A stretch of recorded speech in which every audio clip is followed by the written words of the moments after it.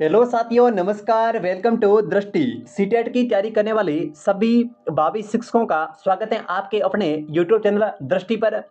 आज की क्लास के माध्यम से हम बात करेंगे पर्यावरण अध्ययन यानी कि आपके ईवीएस के जितने भी मोस्ट इंपॉर्टेंट क्वेश्चन बन सकते हैं, ठीक है, उन सभी प्रश्नों की चर्चा हम आज की इस क्लास के माध्यम से करेंगे। अगर आपका लक्ष्य जो है वो इस बार का 30 में से 30 का स्कोर करना है तो एक भी क्वेश्चन को जो है वो स्किप नहीं करना है। प्रत्येक प्रश्न को व्याख्या सहित पढ़ेंगे और यहाँ से आपको बहुत सारे क्वेश्चन जो है वो पेपर के अंदर देखने को मिलेंगे।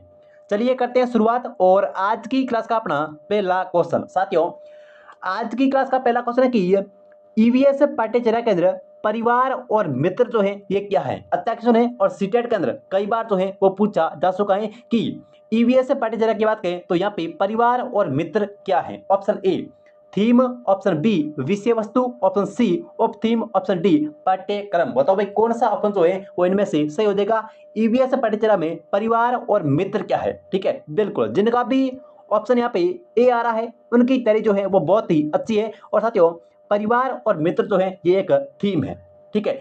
कुल जो थीमों की बात करें तो मुख्य रूप से ईवीएस पाठ्यचर्या में 6 मुख्य थीम है।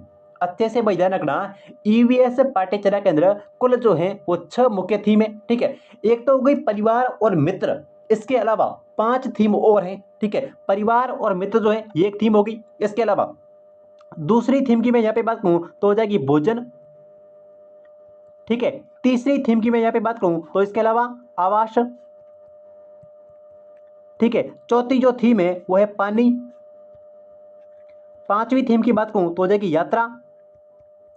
और छठी जो थीम है वो है कि चीजों को हम कैसे बनाते हैं, ठीक है। चीजें जिनको हम कैसे बनाते हैं तो ईवीएस पाठ्यचर्या के अंदर कुल जो है वो 6 मुख्य थीम है। पहली थीम परिवार और मित्र है, ठीक है। दूसरी भोजन है, तीसरी आवास है, चौथी पानी, पांचवी यात्रा और छठी जो है वो चीजों को हम कैसे बनाते हैं और कैसे करते हैं। तो ईवीएस पाठ्यचर्या में कुल 6 थीम है और 6 थीमों जो है वो आपको अच्छे से ध्यान में रखनी है। बढ़े आगे, देखो आज की क्लास का अपना अगला क्वेश्चन भाई। साथियों अगला क्वेश्चन है कि किसने परिवार के कार्यों का वर्गीकरण जो है वो आवश्यक और अनावश्यक रूप के अंदर किया है। अच्छा क्वेश्चन है, किसने परिवार के कार्यों का वर्गीकरण जो है वो आवश्यक और अनावश्यक रूप में किया है। यानी कि परिवार जो है वो कई प्रकार के होते हैं और परिवार को केवल हम एक ही दिशा के अंदर यानी कि एक भाग के अंदर जो है वो डिवाइड नहीं कर सकते हैं, ठीक है। तो परिवार के कार्यों का वर्गीकरण जो है वो आवश्यक और अनावश्यक रूप में किसने किया है। ऑप्शन ए मैकाइवर ने किया है, option B Lundberg, option C Nimkoff, option D है गार्डनर। साथियों परिवार की बात करें तो परिवार के कार्यों को लेकर के, ठीक है, आवश्यक और अनावश्यक रूप में जो वर्गीकरण करने वाले व्यक्ति थे उनका नाम है मैकाइवर, ठीक है। तो जिनका भी ऑप्शन यहाँ पे ए आ रहा है, ठीक है, उनकी तैयारी बहुत ही अच्छी है। मैकाइवर ने परिवार के कार्यों का वर्गीकरण जो है वो आवश्यक और अनावश्यक रूप में किया है मैकाइवर ने। तो जिनका भी ऑप्शन यहाँ पे ए है उनका बिल्कुल यहाँ पे सही हो जाएगा मैकाइवर, ठीक है। आज की क्लास का देखो अगला क्वेश्चन भाई। साथियों अगला क्वेश्चन है और इस प्रकार के क्वेश्चन जो है वो सीटेट के अंदर सबसे ज्यादा जो है वो पूछे जाते हैं। आराम से क्वेश्चन को समझना है और उसके बाद ही आंसर करना है। साथियों क्वेश्चन है तीसरा कि निम्नलिखित में से कौन सा कथन जो है वो यहाँ पे सत्य है। यानी कि आपको सही कथन जो है वो बताना है कि इनमें से कौन सा कथन जो है वो यहाँ पे सत्य है यानी कि सही है, ठीक है। देखो यहाँ पे स्टेटमेंट ए की बात करूं, सबसे पहला स्टेटमेंट ए कह रहा है कि जड़ के द्वारा जल का अवशोषण जो है वो किया जाता है। बिल्कुल सही है, जड़ के द्वारा यानी कि पौधे या पेड़ के अंदर जो जड़ होती है, जड़ का काम होता है जल का अवशोषण करना, ठीक है। जड़ का काम होता है जल का अवशोषण करना। बिल्कुल एक कथन आपका बिल्कुल यहाँ पे सत्य है, ठीक है। देखो कथन बी कह रहा है कि पौधों द्वारा वाष्पोत्सर्जन में, ठीक है, जल वाष्प जो है ये पत्तियों के द्वारा जो है वो निकाला जाता है, ठीक है। ऑप्शन आपका बी भी यहाँ पर सत्य है। यानी कि पौधों में जो वाष्पोत्सर्जन की प्रक्रिया होती है उसमें जब जल वाष्प निकलता है तो वो पत्तियों के द्वारा निकलता है, ठीक है। बिल्कुल यहाँ पे सही हो जाएगा। तो आपका कथन ए भी सही है और कथन बी भी सही है, यानी कि सी ऑप्शन जो है वो बिल्कुल सत्य हो जाएगा। कथन ए और बी जो है वो दोनों यहाँ पे सत्य हैं। पौधे या पेड़ के अंदर जल का अवशोषण करने का जो काम है ये होता है जड़ के द्वारा। और पौधों के अंदर जब वाष्पोत्सर्जन यानी कि प्रकाश संश्लेषण की प्रक्रिया होती है सूर्य के प्रकाश में, तो उसमें जो पत्तियों के द्वारा जल वाष्प जो है वो निकाला जाता है। तो कथन ए भी सत्य है और कथन आपका बी भी सत्य है, यानी कि ए और बी दोनों। ठीक है, जिनका भी ऑप्शन सी आ रहा है उनकी तैयारी जो है वो बहुत ही बेहतरीन लेवल की है। ठीक है, उनका स्टेट जो है वो आराम से क्लियर हो जाएगा। चलिए चलते हैं अगले क्वेश्चन की तरफ, और आज की क्लास का अपना अगला क्वेश्चन साथियों, अगला क्वेश्चन है कि सजीवों को 5 जगत के अंदर, देखो सजीवों को 5 जगत में, ठीक है, विभाजित करने का जो कार्य है ये किसने किया है? ठीक है, या फिर सजीवों को 5 जगत के अंदर किसने विभाजित किया है? ठीक है, option A Robert Hooke, option B Carolus Linnaeus, option C है R.H. व्हाइटेकर, ऑप्शन डी है चार्ल्स डार्विन। साथियों, सजीवों को 5 जगत के अंदर विभाजित करने का जो कार्य है ये क्या है? R.H. व्हाइटेकर ने। ठीक है, तो जिनका भी ऑप्शन यहाँ पे सी आ रहा है, ठीक है, उनका बिल्कुल सही हो जाएगा। R.H. व्हाइटेकर ने सजीवों को 5 जगत के अंदर विभाजित किया है। ठीक है, देखो 5 जगत कौन से? तो एक तो है मोनेरा, ठीक है, दूसरा जो जगत है वो है प्रोटिस्टा, मोनेरा और प्रोटिस्टा। ठीक है, तीसरा कौन सा है? तीसरा है कवक। ठीक है, चौथा जो है वो है जंतु जगत, जंतु जगत, और पांचवा है पादप जगत, जिसके अंदर पादपों का अध्ययन जो है वो किया जाता है, तो हो जाएगा पादप जगत। सजीवों को 5 जगत में विभाजित करने का कार्य जो है वो क्या है? R.H. व्हाइटेकर ने। 5 कौन से हैं? तो देखो सबसे पहले यहाँ पे मोनेरा, उसके बाद में प्रोटिस्टा, तीसरा जो है वो कवक, चौथा जो है वो जंतु जगत, और पांचवा है पादप जगत। इस प्रकार से ये 5 जगत के अंदर विभाजित करने का जो कार्य है ये R.H. व्हाइटेकर ने किया है। तो आपका इसमें से सी ऑप्शन जो है वो बिल्कुल यहाँ पे सही हो जाएगा, R.H. व्हाइटेकर। ठीक है, आज की क्लास का अपना अगला क्वेश्चन साथियों, अगला क्वेश्चन है कि निम्नलिखित कथनों में से कौन सा कथन जो है वो यहाँ पे सत्य है? इनमें से आपको बताना है कि कौन सा कथन जो है वो सही है, यानी कि सत्य है। ऑप्शन ए कह रहा है कि निफेंथिस जो है ये भारत में पाए जाने वाला एक प्रकार का पौधा है, बिल्कुल सही है। निफेंथिस की बात करूं यहाँ पे, तो निफेंथिस को घटपर्णी पौधा भी कहते हैं। ठीक है, निफेंथिस जो है ये एक भारत में पाया जाने वाला पौधा है, इसको जो है वो घटपर्णी पौधा भी कहते हैं। यहाँ पे क्वेश्चन में जो है वो निफेंथिस भी आ सकता है और क्वेश्चन के अंदर घटपर्णी भी आ सकता है, तो दोनों सत्य हैं। यानी कि निफेंथिस जो है वो भारत में पाया जाने वाला पौधा है और इसको घटपर्णी के नाम से भी जाना जाता है। ठीक है, ऑप्शन बी है कि रेगिस्तानी ओक में स्थानीय लोग जो हैं वो पतले पाइप डालकर पानी निकालते हैं, तो ये भी बिल्कुल सही है। रेगिस्तानी ओक के अंदर स्थानीय लोग जो हैं वो पतले पाइपों को डाल करके पानी निकालते हैं, ये भी सही है। ठीक है, जड़ के अंदर भोजन के भंडारण का कार्य होता है। साथियों, भोजन के अगर मैं भंडारण की बात कहूं तो भोजन का जो भंडारण होता है ये पौधे के तने में होता है। ठीक है, भोजन के भंडार का जो कार्य होता है ये तने के अंदर होता है। जड़ का काम होता है जल का अवशोषण करना। ठीक है, जड़ का जो मुख्य काम होता है वो होता है जल का अवशोषण करना। तो ठीक है, तो यहाँ पे आपका कथन ए सत्य है और कथन बी सत्य है, लेकिन कथन सी जो है ये असत्य है, यानी कि कथन ए और बी जो दोनों जो है वो सत्य है। तो आपका ए ऑप्शन जो है वो बिल्कुल यहाँ पे सही हो जाएगा, ए और बी दो। ठीक है, निपेंथिस इसको बोलते हैं घटपर्णी, ये भारत में पाया जाने वाला पौधा है, बिल्कुल सही है। और रेगिस्तानी ओक के अंदर स्थानीय लोग जो है वो पतले पाइपों को डाल करके पानी निकालते हैं, तो ए और बी जो है दोनों सत्य है। यहाँ पे भोजन के भंडारण की बात करूं तो ये होता है तने के अंदर, और जल का अवशोषण जो है ये जड़ के द्वारा किया जाता है। यानी कि आपका कथन ए और बी जो है वो सत्य है, सी जो है वो असत्य है। देखो आज की क्लास का अपना अगला क्वेश्चन भाई साथियों, अगला क्वेश्चन है कि नागफणी यानी कि कैक्टस में प्रकाश संश्लेषण जो है वो होता है। नागफणी कैक्टस इसको बोलते हैं, और नागफणी जो है ये एक, इसको हम मरुद भेद के अंदर शामिल करते हैं, क्योंकि नागफणी पौधा जो है ये मरुस्थल के अंदर पाया जाने वाला एक पौधा है। ठीक है, नागफणी की बात करूं, कैक्टस की बात करें यहाँ पे, तो ये इसको हम मरुद भेद पौधों की श्रेणी में शामिल करते हैं, क्योंकि नागफणी कैक्टस जो है ये मरुस्थल के अंदर पाया जाने वाला एक पौधा है। इसके अंदर प्रकाश संश्लेषण यानी कि फोटोसिंथेसिस की जो प्रक्रिया होती है ये साथियों तने के अंदर होती है। ठीक है, तो जिनका भी ऑप्शन यहाँ पे ए है, ठीक है, उनका बिल्कुल सही हो जाएगा। नागफणी कैक्टस के अंदर प्रकाश संश्लेषण की जो प्रक्रिया है ये साथियों तने के अंदर होती है। ठीक है, प्रकाश यहाँ पे नागफणी कैक्टस ये एक मरुद्भिद है। ठीक है, मरुस्थल के अंदर पाया जाने वाला पौधा है, तो इसके अंदर प्रकाश संश्लेषण यानी कि फोटोसिंथेसिस की जो प्रक्रिया है ये तने में होती है। तो जिनका भी ऑप्शन ए है उनका बिल्कुल यहाँ पे सही हो जाएगा।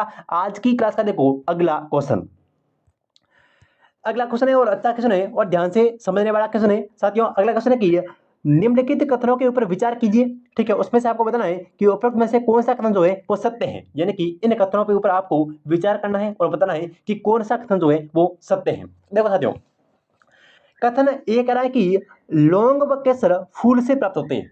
क्या ऐसा है? लौंग व केसर दोनों जो है ये फूल से प्राप्त होते हैं, बिल्कुल भी सही है, ठीक है। स्टेटमेंट बी कह रहा है कि केला, ठीक है, कद्दू व तोरी जैसे कुछ फूलों को खाया जाता है। ये भी बिल्कुल सही है कि केला, कद्दू व तोरी जैसे कुछ फूलों को खाया जाता है, ठीक है। ऑप्शन सी कह रहा है कि फूलों की घाटी जो है ये उत्तराखंड के अंदर है। साथियों, फूलों की घाटी की बात करें तो बिल्कुल सही है कि फूलों की घाटी जो है ये कहां पर है? उत्तराखंड के अंदर अवस्थित है। तो यहाँ पे आपका कौन सा कथन जो है वो सत्य है, ठीक है। कथन जो है वो ए भी सत्य है, लौंग व केसर फूल से प्राप्त होते हैं, बिल्कुल सही है। ऑप्शन बी कह रहे हैं कि केला, कद्दू व तोरी जैसे कुछ फूलों को खाया जाता है, बिल्कुल सही है। और साथियों, फूलों की घाटी जो है ये उत्तराखंड के अंदर है, यानी कि आपका तीनों स्टेटमेंट फर्स्ट, सेकंड और थर्ड तीनों सही है, यानी कि आपका चौथा ऑप्शन बिल्कुल यहाँ पे सही हो जाएगा। कथन ए, बी और सी जो है वो तीनों, ठीक है। कथन ए, बी और सी जो तीनों जो है वो यहाँ पे सत्य हो जाएंगे, यानी कि चौथा ऑप्शन जिनका भी है उनका बिल्कुल यहाँ पे सही हो जाएगा, ठीक है। आज की क्लास का देखो अगला क्वेश्चन साथियों, अगला क्वेश्चन है कि वह प्रक्रिया जिसके द्वारा पौधे प्रजनन करते हैं, ठीक है, वह कहलाती है, वह प्रक्रिया जिसमें पौधे जो हैं वो प्रजनन की क्रिया करते हैं, ठीक है, वह क्या कहलाती है? ऑप्शन ए प्रकाश संश्लेषण, प्रकाश संश्लेषण के माध्यम से पौधे जो हैं वो अपना भोजन बनाते हैं भाई, ठीक है। वाष्पीकरण संघनन, देखो वाष्पीकरण होता है कि जल वाष्प निकलता है, पौधे जब प्रकाश संश्लेषण के दौरान जल वाष्प निकलता है, किसके द्वारा? पत्तियों में, ठीक है, पत्तियों के द्वारा जल वाष्प की प्रक्रिया होती है, तो उसको हम वाष्पीकरण के नाम से जानते हैं, ठीक है। संघनन या फिर परागण, साथियों वह प्रक्रिया जिसमें पौधे प्रजनन करते हैं उसको हम परागण के नाम से जानते हैं, ठीक है। तो जिनका भी ऑप्शन यहाँ पे डी है, ठीक है, उनका बिल्कुल सही हो जाएगा। वह प्रक्रिया जिसमें पौधे प्रजनन करते हैं वह परागकण के नाम से जानी जाती है। तो आपका डी ऑप्शन जो है वो बिल्कुल यहाँ पे सही हो जाएगा, परागकण, ठीक है। देखो नेक्स्ट क्वेश्चन, अगला क्वेश्चन है कि कीट बक्सी पादप जो, ठीक है, कीट बक्सी पादप जो मृदा पर उगते हैं, ठीक है, उसमें कौन सा तत्व जो है वो नहीं होता है? अच्छा क्वेश्चन है, कीट बक्सी पादप जो कि मृदा पर उगते हैं इनमें से कौन सा तत्व जो है वो इनमें से नहीं पाया जाता है, ठीक है। नाइट्रोजन, कार्बन, सल्फर या फिर पोटेशियम। साथियों, कीट बक्सी पादप जो कि मृदा पर उगते हैं, ठीक है, उसमें कार्बन पाया जाता है, सल्फर पाया जाता है, पोटेशियम भी पाया जाता है, लेकिन मैं यहाँ पे नाइट्रोजन की बात कहूं तो नाइट्रोजन तत्व जो है वो इसके अंदर नहीं पाया जाता है, ठीक है। तो जिनका भी ऑप्शन यहाँ पे ए आ रहा है उनका बिल्कुल सही हो जाएगा। नाइट्रोजन जो है, नाइट्रोजन तत्व जो है ये कीट बक्सी पादपों के अंदर नहीं पाया जाता है। बाकी देखो कार्बन पाया जाता है, सल्फर पाया जाता है और पोटेशियम जो है वो पाया जाता है, ठीक है। आज की क्लास का देखो अगला क्वेश्चन भाई, आज की क्लास का अपना अगला क्वेश्चन है कि निम्नलिखित कथनों में से कौन सा कथन जो है वो सही है, यानी कि इनमें से आपको बताना है कि कौन सा कथन जो है वो सत्य है। ऑप्शन ए है कि आरोही लता जो है वो किसी डांसे के सहारे खड़ी होती है। पहला स्टेटमेंट कह रहा है कि आरोही लता जो है ये किसी डांसे के सहारे खड़ी होती है, ठीक है। ऑप्शन बी है कि यह वृक्ष के चारों ओर लिपटती है, ठीक है। ऑप्शन सी है कि अमरबेल, मनी प्लांट और मटर आदि इसके उदाहरण हैं। साथियों, कौन सा ऑप्शन जो है वो इनमें से सही है, ठीक है। ऑप्शन ए और बी सही है, ऑप्शन बी है कि ए और सी सही है, बी और सी सही है, या फिर ए, बी और सी जो है वो तीनों सत्य है। साथियों, यहाँ पे अगर मैं बात करूं आरोही लता की, तो पहली बात तो ये कि आरोही लता जो है ये किसी भी डांसे के सहारे खड़ी होती है, ठीक है। आरोही लता जो है ये किसी डांसे के सहारे खड़ी होती है, बिल्कुल सही है, ठीक है। अब देखो ये वृक्ष के चारों ओर लिपटती है, तो ये भी बिल्कुल सही है कि ये जो है वो वृक्ष के चारों ओर लिपटती है, ठीक है। ऑप्शन यहाँ पे सी की बात करूं तो अमरबेल, मनी प्लांट और मटर जो है ये उसके उदाहरण है, बिल्कुल सही है। यानी कि आपका कथन जो है वो ए, बी और सी जो है वो यहाँ पे तीनों सत्य हैं, ठीक है। तो ऑप्शन आपका चौथा जो है वो बिल्कुल यहाँ पे सही हो जाएगा, ए, बी और सी जो है वो तीनों। बढ़े आगे, देखो आज की क्लास का अपना अगला क्वेश्चन भाई, अगला क्वेश्चन है कि निम्नलिखित में से कौन सा कथन जो है वो यहाँ पे सही सुमेलित है, ठीक है। इनमें से बताना है कि कौन सा जो है वो यहाँ पे सही सुमेलित है। ऑप्शन ए, सबसे पहले मोनेरा के अंदर विषाणुओं का अध्ययन, देखो साथियों मोनेरा की बात करें तो मोनेरा के अंदर जो है वो होता है किसका अध्ययन, जीवाणुओं का अध्ययन। ठीक है, जीवाणुओं का अध्ययन जो है ये हम किसमें करते हैं, जीवाणुओं का अध्ययन करते हैं मोनेरा के अंदर। ठीक है, प्रोटेस्टा जीवाणुओं का अध्ययन, देखो प्रोटेस्टा में जीवाणुओं का अध्ययन नहीं होता है। प्रोटेस्टा के अंदर अध्ययन किसका होता है, प्रोटेस्टा के अंदर ये तो करते हैं अमीबा का, अमीबा, इसके अलावा पैरामेशियम, पैरामेशियम। ठीक है, अमीबा और पैरामेशियम का अध्ययन जो है ये प्रोटेस्टा के अंदर किया जाता है। अमीबा और पैरामीशियम का अध्ययन करते हैं प्रोटेस्टा में। ठीक है, जीवाणुओं का अध्ययन करते हैं मोनेरा में। ठीक है, फ्लोरा के अंदर जंतु जगत का अध्ययन, बिल्कुल सही है, फ्लोरा के अंदर जंतु जगत का अध्ययन जो है ये होता है फ्लोरा के अंदर। ठीक है, तो जिनका भी ऑप्शन यहाँ पे आ रहा है सी, उनका बिल्कुल सही है तीसरा ऑप्शन कि फ्लोरा, जिसमें जंतु जगत का अध्ययन किया जाता है। कवक और कवक का अध्ययन, देखो कवक के अंदर हम अध्ययन करते हैं किसका, एक तो मशरूम का, मशरूम, और इसके अलावा फफूंद। ठीक है, फफूंद, और इसके अंदर हम कवक में फफूंद का और मशरूम का अध्ययन करते हैं। और फोना की बात करें तो फोना के अंदर हम पादप और जंतुओं का अध्ययन करते हैं। ठीक है, तो आपका सी ऑप्शन बिल्कुल सही हो जाएगा, फ्लोरा, इसमें जंतु जगत का अध्ययन जो है वो किया जाता है। बढ़े आगे, देखो नेक्स्ट क्वेश्चन भाई, आज की क्लास का अपना अगला क्वेश्चन है कि प्रकाश संश्लेषण की क्रिया में हरे पौधों द्वारा, ठीक है, बाहर निकलने वाली जो गैस है वो कौन सी है। अच्छा क्वेश्चन है, जब प्रकाश संश्लेषण की प्रक्रिया होती है उसमें पौधे जब, ठीक है, पौधों के द्वारा कौन सी गैस जो है वो बाहर निकाली जाती है, कार्बन डाइऑक्साइड, नाइट्रोजन, ऑक्सीजन, या फिर उपरोक्त में से कोई नहीं। साथियों यहाँ पे अगर बात करें भाई प्रकाश संश्लेषण की, फोटोसिंथेसिस में, तो पौधे जो है वो ऑक्सीजन को भाई बाहर निकालते हैं। ठीक है, तो जिनका भी ऑप्शन यहाँ पे आ रहा है सी, ठीक है, उनका बिल्कुल सही हो जाएगा। ऑक्सीजन गैस को पौधे जो है वो प्रकाश संश्लेषण की प्रक्रिया के दौरान बाहर निकलने वाली जो गैस है उसका नाम है ऑक्सीजन। ठीक है, बिल्कुल जिनका भी सी ऑप्शन है उनका बिल्कुल यहाँ पे सही हो जाएगा। देखो नेक्स्ट क्वेश्चन भाई, हाँ जी साथियों, अगला क्वेश्चन है कि निम्नलिखित में से कौन सा जो है वो यहाँ पे सही सुमेलित नहीं है। अच्छा क्वेश्चन है, निम्न में से कौन सा जो है वो सही सुमेलित नहीं है, इनकी कौन सा जो है वो यहाँ पे गलत है। देखो साथियों, जलोद्भिद कमल, देखो ये एक कमल एक ऐसा पौधा है जो जल के अंदर रहता है। जो भी पौधे जल के अंदर रहते हैं उसको हम जलोद्भिद बोलते हैं। ठीक है, इसके अलावा देखो एक पौधा जिसका नाम है हाइड्रिला, एक पौधा आपने पढ़ा होगा जिसका नाम है क्या है, हाइड्रिला। ठीक है, इसके अलावा अगर आपने पढ़ा है कमल लिली, ठीक है, कमल लिली जो है ये भी किसमें, ये भी जलोद्भिद के उदाहरण है। साथियों हाइड्रिला हो गया, कमल हो गया, जो अपना जो कमल लिली हो गया, ये जो है वो जलोद्भिद के उदाहरण है। ठीक है, लवणोद्भिद, बरगद, समोद्भिद, मक्का। देखो साथियों समोद्भिद के अंदर मक्का, इसके अलावा अगर आपसे पूछे गेहूं, ठीक है, इसके अलावा आपसे पूछे टमाटर, ठीक है, इसके अलावा आपसे पूछे धान, तो ये सभी जो है वो समोद्भिद के उदाहरण है।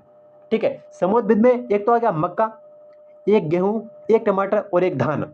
ठीक है, समोद्भिद के उदाहरण है मक्का, गेहूं, टमाटर और धान, ये समोद्भिद के उदाहरण है। ठीक है, कम्बल जो है वो जलोद्भिद का उदाहरण है, हाइड्रिला जो है ये जलोद्भिद का उदाहरण है। ठीक है, इसके अलावा देखो मरुद्भिद के अंदर कैक्टस, ठीक है, मरुद्भिद में एक होता है कैक्टस। साथियों मरुद्भिद की बात करें तो मरुद्भिद में हम किसको शामिल करते हैं, कैक्टस को। इसके अलावा दो नाम और है, एक है एकासिया और एक नाम है यूफोबिया, ये भी जो है वो मरुद्भिद के उदाहरण है। ठीक है, कैक्टस है, एकासिया है, ठीक है, यूफोबिया है, ये सभी मरुद्भिद के उदाहरण है। साथियों यहाँ पे ऑप्शन बी की बात करूं तो बरगद जो है ये लवणोद्भिद में नहीं आता है। ठीक है, तो आपका यहाँ पे कौन सा ऑप्शन, बी ऑप्शन जो है वो बिल्कुल भी सुमेलित नहीं है, क्योंकि ये बरगद जो है वो लवणोद्भिद में नहीं आता है। ठीक है, इसके अलावा समोद्भिद में मक्का अच्छे से रट लेना, ठीक है, गेहूं, टमाटर और धान, ये जो है वो आते हैं समुद्रविद में। ठीक है, मरुद्भिद में एक तो आता है कैक्टस, इसके अलावा एकासिया और यूफोबिया, ठीक है, ये भी आते हैं किसमें, मरुद्भिद में। ठीक है, जलोद्भिद जिनके जल में रहने वाले हैं, ठीक है, मरुद्भिद का मतलब मरुस्थल में रहने वाले। ठीक है, तो जलोद्भिद में एक तो कमल है, एक हाइड्रिला है, अच्छे से रट लेना। बाकी आपका जो बरगद है ये लवणोद्भिद के अंदर नहीं आता है। ठीक है, बढ़े आगे, देखो नेक्स्ट क्वेश्चन भाई,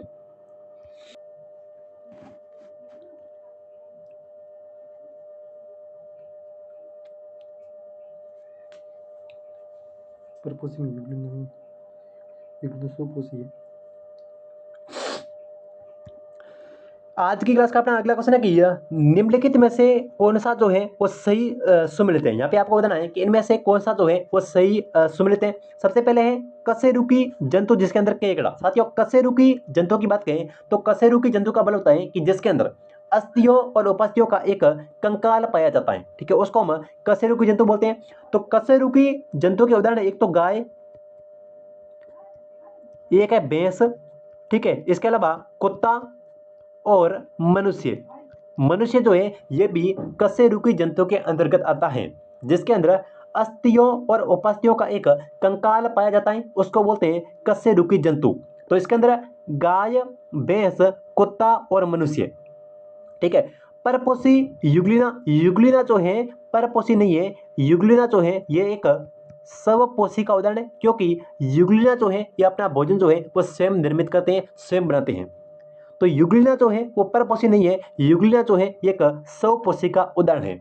इसके अलावा एक कोशिकीय जीव है अमीबा, बिल्कुल सही है, एक कोशिकीय जीव अमीबा। इसके अलावा पैरामेशियम, ठीक है, देखो अमीबा और पैरामेशियम जो है ये अपने एक कोशिकीय जीवों का उदाहरण है, बिल्कुल यहाँ पे सही है। यानी कि तीसरा ऑप्शन आपका सही हो जाएगा अकशेरुकी जंतु कुत्ता। कुत्ता तो है वो मैंने आपको बताया था कि कुत्ता है, गाय है, भैंस है, मनुष्य है, ये जो है वो कशेरुकी जंतु है। देखो अकशेरुकी में बात करें तो सबसे पहले यहाँ पे आएगा केंचुआ। इसके बाद जैसे ये ऊपर लिखा हुआ केकड़ा, ठीक है, केकड़ा है, केंचुआ है, ये अकशेरुकी जंतु है, ठीक है। कुत्ता जो है ये कशेरुकी जंतु है, गाय जो है वो कशेरुकी, भैंस, कुत्ता, मनुष्य ये सभी कशेरुकी जंतु के उदाहरण है। देखो युगलिना जो है ये स्वपोषी है, क्योंकि ये अपना भोजन जो है वो स्वयं निर्मित करते हैं। इसके अलावा एक कोशिकीय जीव के अंदर आएगा अमीबा और पैरामेशियम, ठीक है। अकशेरुकी जंतु में आएगा केंचुआ और केकड़ा। तो इस प्रकार का आपका सी ऑप्शन जो है वो बिल्कुल यहाँ पे सही हो जाएगा, एक कोशिकीय जीव है अमीबा और पैरामेशियम। आज की क्लास का देखो अगला क्वेश्चन और अंतिम क्वेश्चन है कि निम्नलिखित कथनों पर विचार कीजिए और इनमें से आपको उपरोक्त में से कौन सा कथन जो है वो सत्य है, यानी कि सही कथन का चयन करना है। पहला कह रहा है कि पौधों के अंदर, यहाँ पे पौधे हैं, पौधों में सांस लेने के दौरान जो है वो ऑक्सीजन गैस लेते हैं। तो पौधे जो है वो सांस लेने में ऑक्सीजन गैस लेते हैं। ऑप्शन बी है कि सांप जो है वो फेफड़ों से सांस लेता है, ठीक है। ऑप्शन सी कह रहा है कि व्हेल जो है वो स्वच्छ वायु में सांस लेने के लिए समुद्र से बाहर आती हैं। तो कौन सा ऑप्शन जो है वो यहाँ पे सही है कि पौधे जो है वो सांस लेने के दौरान जो है वो ऑक्सीजन नहीं लेते हैं, कार्बन डाइऑक्साइड गैस यानी कि CO2 लेते हैं। छोड़ते कौन सी है, बाहर निकालते हैं O2 यानी कि ऑक्सीजन जो है वो बाहर निकालते हैं, लेकिन लेने में जिस गैस का प्रयोग करते हैं उसका नाम है CO2 यानी कि कार्बन डाइऑक्साइड। सांप जो है वो फेफड़ों से सांस लेता है, बिल्कुल सही है। ऑप्शन सी है कि व्हेल जो है वो स्वच्छ वायु के अंदर सांस लेने के लिए समुद्र से बाहर आती है, यानी कि आपका ऑप्शन कौन सा, बी और सी जो है वो बिल्कुल सत्य हो जाएंगे यहाँ पे। तो जिनका भी ऑप्शन यहाँ पे 3 नंबर आ रहा है उनका बिल्कुल सही हो जाएगा, बी और सी दोनों क्वेश्चन जो है वो सत्य है। ये थे आज के EVS के महत्वपूर्ण क्वेश्चन। मिलते हैं एक नई क्लास में, तब तक के लिए जय हिंद जय भारत।